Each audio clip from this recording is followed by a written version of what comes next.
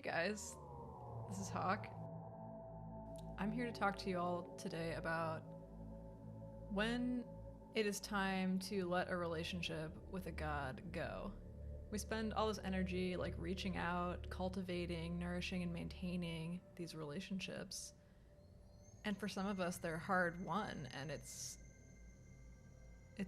easy to be really resistant to them ending. But they do, and that there's no fault in that, and I'm going to go into that in a little bit. So like, how can you tell when it might be time? Here are some ways. One, you just don't feel like it. The pull is gone, right? Like the passion you once felt, the excitement, the like joy at the thought of connecting with them. The same reason you'd end any relationship, really. Yeah, and you can feel that, I feel like. And another way to think about that is that like the throne feels empty, right? If you think about the altar as like the place where the god sits, you can kind of like tell when that is like a dead zone now, and it's just like another part of your kitchen table or whatever. So the sense of imminence of the god form is gone, and that's not to say that you can't connect with the deity anymore, because like they're still out there, they exist, but they're not like in the room with you, right?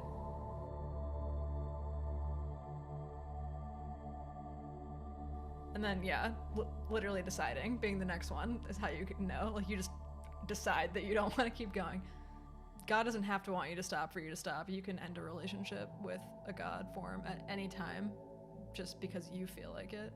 I actually find that most like god form separations, like ending those relationships, it tends to be like pretty mutual.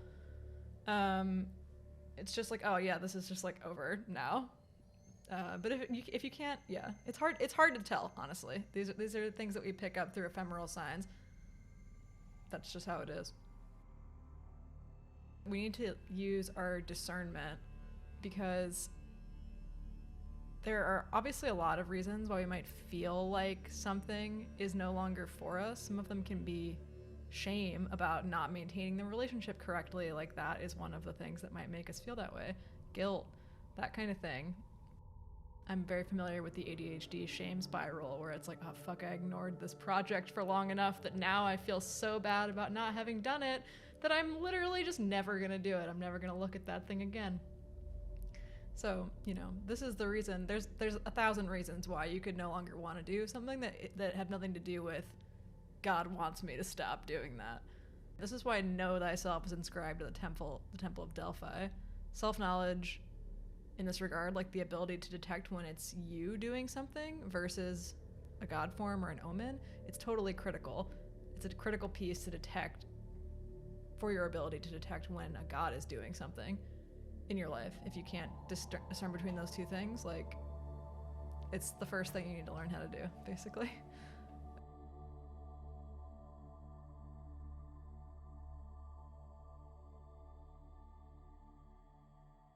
Let's talk about potential obstacles to letting the relationship go, because feeling bad about ending the deity relationship can contribute to like just continually slogging along in something that's no longer for you.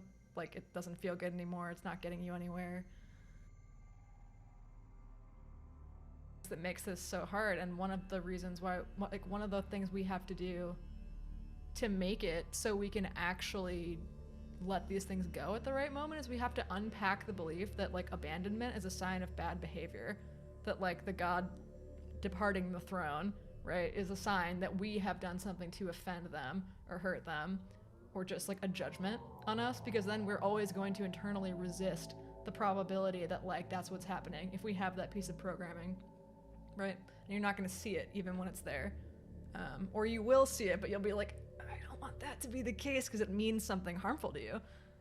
So unpacking that, and conversely, unpack the belief that leaving the god's service in that moment is going to communicate the same to them, that you're like abandoning them. Sometimes like partners break up not because anybody's actually like abandoning anyone or is upset with the other one, but because it just no longer makes like sense to be together. On a more like poetic level, it's just like, you know, people come into your life to do certain things together, and then when the work is done, you separate. It's not like a love relationship where like the goal is to stay together. There's a season for it. It's like a transit, right? Like Mars enters Aquarius and then Mars leaves Aquarius, and it's not like, oh my god, like I'm so aggrieved that this transit has come to an end. It's like, it was always going to be like that. There were 30 degrees of the transit. Now it's over. It's fine. So unpacking the beliefs about it being just like shitty or harmful. And even if you think that the relationship might be like your forever devoted deity relationship, like it's fine to just like gradually discover that that's not the case.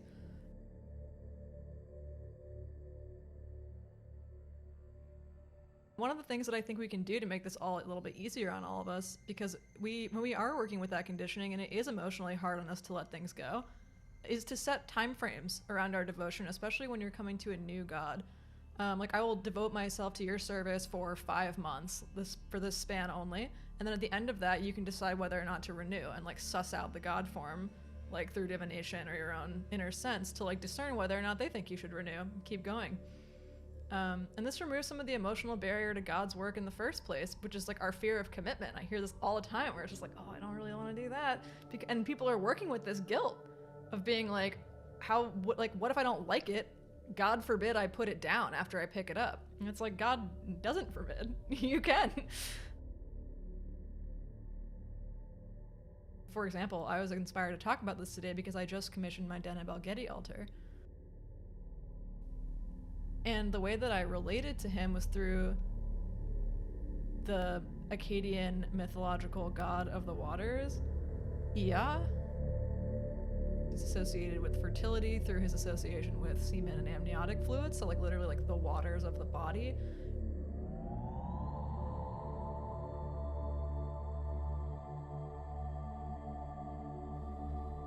So I associate this god with whales. The star's symbol even looks like a whale. The culmination of my experience working with him was actually singing this song that I wrote while I created his altar, while I was on a boat, and a hunchback whale showed up, like just like appeared. We were looking for dolphins, and you know, it was the end of the day. We were like about to have to go in. We hadn't seen any dolphins. We were all bummed, and I just like started singing this song to the waters. Our tour guide was like, oh my fucking god, it's a whale! And it was like a baby hunchback, which was weird. Like, I don't know why there was a lone baby hunchback. Yeah, so I got to see a whale for the first time ever. That was fucking dope. And this is after I had established this connection, like, an association.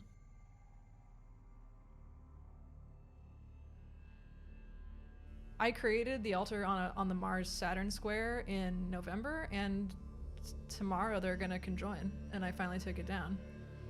And I'm just gonna like leave you with this thought, which is that when we do this, when we decommission an altar, when we depart company from a god, they're not like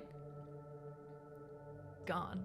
It might be time for you to unbind the god from the container in which you understand them.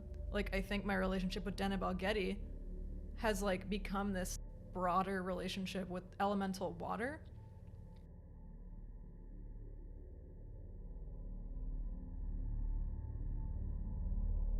My devotional relationship with Hera ended and returned as Juno. Like, you never know how these folks are going to come back to you.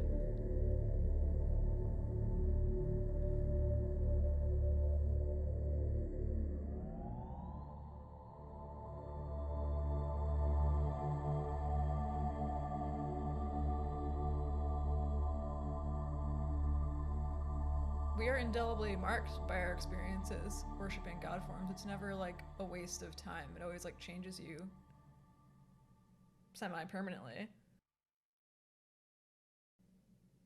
In fact, when I decommissioned my altar today, as I wiped away the symbol that was drawn on my window, I noticed marked in ash, a little perfect like fish shape that's like indelibly stuck on my windowsill now. It's not gonna go away. So even though I decommissioned the altar, it's like that is still there. It's still like left its mark. in a way that's not just so like transient.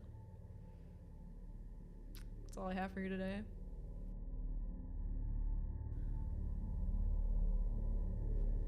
Bye.